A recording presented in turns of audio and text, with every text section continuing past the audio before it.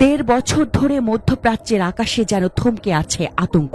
ইসরায়েলের দখলদার নীতির বিরুদ্ধে ইয়েমেনের হুথি বাহিনী বারবার ক্ষেপণাস্ত্র হামলা চালিয়ে যাচ্ছে। এবারে সেই ধারাবাহিকতাই হুথিদের টার্গেটে আবারও বেন গুরিয়ন বিমানবন্দর, ইসরায়েলের সর্ববৃহৎ আন্তর্জাতিক প্রবেশদ্বার। আল মায়াদিনের প্রতিবেদন অনুযায়ী ইয়েমেনের সশস্ত্র বাহিনীর রকেট ইউনিট একটি হাইপারসোনিক ব্যালিস্টিক ক্ষেপণাস্ত্র ব্যবহার করে এই অভিযান চালায়। হুথি মুখপাত্র ব্রিগেডিয়ার জেনারেল ইয়াহিয়া সারি ঘোষণা করেন, হামলাটি ছিল গাজায় চলমান ইসরায়েলি আগ্রাসনের প্রতিক্রিয়ায়। তার ভাষায়, এটি ছিল নির্যাতিত ফিলিস্তিনি জনগণ ও প্রতিরোধ সংগ্রামীদের প্রতি আমাদের সমর্থনের প্রকাশ।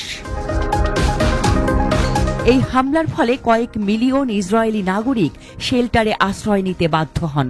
বেন গুরিয়ন বিমানবন্দরের কার্যক্রম তাৎক্ষণিকভাবে বন্ধ হয়ে যায়। ইসরায়েলি সেনাবাহিনীর দাবি অনুযায়ী তাদের অ্যারো 3 প্রতিরক্ষা ব্যবস্থা ক্ষেপণাস্ত্রটি শনাক্ত করে প্রতিহত করে। তবে এর আগেই আতঙ্ক ছড়িয়ে পড়ে তেল আবিব সহ আশেপাশের এলাকায়। এ ধরনের হামলা নতুন কিছু নয়। এর আগে হুথি বাহিনী ইসরায়েলের এদিয়াত ও হাইফা বন্দরে আঘাত হেনেছে।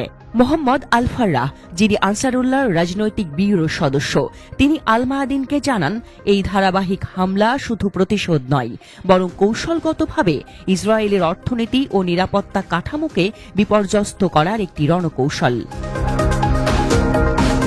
আল ফাররাহ বলেন, আমাদের প্রতিটি হামলা সুপরিকল্পিত। বেন গুরিয়ন ও হাইফা বন্দর আজ আতঙ্কের নাম।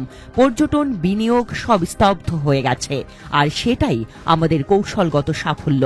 তিনি দাবি করেন, মার্কিন বাহিনীর সঙ্গেও লড়াইয়ে হুথিরা সফলতা পেয়েছে। 7টি ড্রোন ও 2টি যুদ্ধ বিমান ভূপাতিত করা হয়েছে, যদিও মার্কিন পক্ষ এই দাবির সত্যতা স্বীকার করেনি। লোহিত সাগরে হুথিদের কড়াকড়ি এখন পরিচিত বিষয়। সেখানেও ইয়েমেন ঘোষণা দিয়েছে, ইসরায়েল কিংবা আগ্রাসনে জড়িত কোনো দেশের জাহাজের জন্য জলপথ বন্ধ থাকবে, যদিও সমঝোতা হয়েছে যুক্তরাষ্ট্রের সঙ্গে।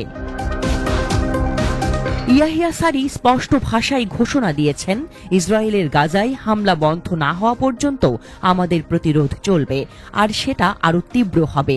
এই যুদ্ধ এখন আর কেবল ফিলিস্তিনের নয়, বরং মধ্যপ্রাচ্যের ক্ষমতার ভারসাম্যকেই নাড়া দিচ্ছে।